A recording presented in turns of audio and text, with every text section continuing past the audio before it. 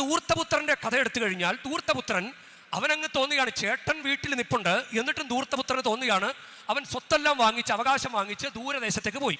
ഏറെ താമസിയാതെ ദൂരദേശത്തേക്ക് പോയി എന്നാ പറയാം. പിതാവ് മകനെ പോകല്ലേ മകനെ എന്നൊക്കെ പറഞ്ഞു കാണാം, പക്ഷെ അത് മനസ്സിലാക്കാൻ പറ്റുകയില്ല. അവൻ ഒരു സൈക്കോ ആയിരുന്നു എന്ന് വേണമെങ്കിൽ പറയാം.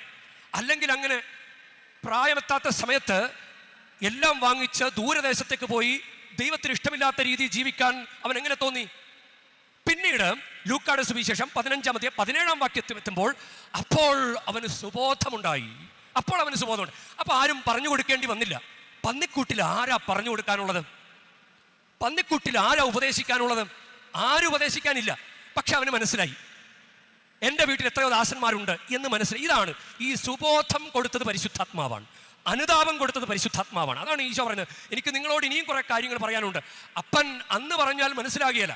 അവൻ സ്വത്തും വാങ്ങിച്ച് ദൂരെ പോകുമ്പോൾ പോകല്ലേ മകനെ, പോകല്ലേ മകനെ എന്ന് പറഞ്ഞാൽ മനസ്സിലാകുകയില്ല. അത് പരിശുദ്ധാത്മാവ് വന്നു കഴിയുമ്പോൾ മനസ്സിലാകും.